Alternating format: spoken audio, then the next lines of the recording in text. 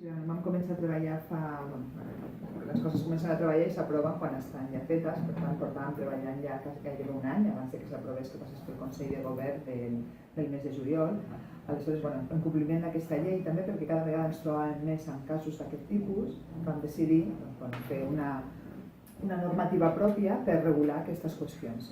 Bàsicament l'objectiu és que les persones que estan en transició de canvi de sexe, durant aquest procés, que dura gairebé 2 anys, puguin desenvolupar la seva vida universitària amb el nom d'auto universitària, pugui desenvolupar-la amb el seu nom volgut.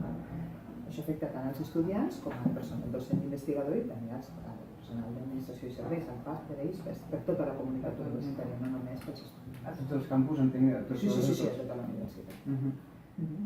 Clar, entenc, per exemple, arriba un professor nou, el fet d'evitar burles, vull dir, que el professor també ja entenc que és una, si és una noia, és una noia, que no hi hagi aquesta... El professor no ha de saber-ho, perquè ja en les llistes apareix aquest nom volgut. Ja no és tant per la burla, perquè jo crec que ja a la universitat tothom ja tenim una edat i ja som madurs, però és també per la discrepància, és aquesta sensació de sorpresa, que tu veus un nom i veus una persona diferent, i encara que no sigui per res dolent, però ja has de donar explicacions, potser ja et trobes en unes situacions que no són del tot agradables. Aleshores, per això vam decidir aplicar-ho en aquesta línia.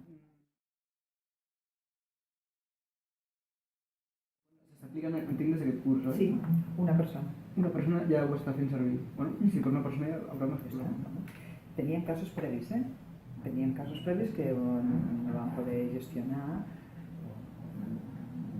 També fan veure, doncs aquí teníem directament a la secretaria i una persona que activa tot el procés i és una cosa que intentem que sigui el més ràpida i el més fàcil possible i el més íntima, en el sentit que si la persona vol pugui mantenir la seva intimitat en aquest procés. Això sí, per poder activar necessita estar en procés, és a dir, necessita acreditar a través d'una targeta del Servei Català de la Salut, conforme diu que aquesta persona està...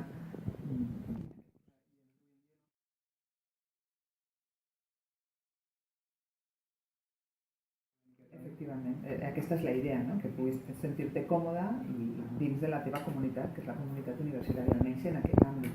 Efectivament, el procés físic, que són uns 2 anys, el procés administratiu, no tinc ni idea, però segur que és més complicat o més farragós,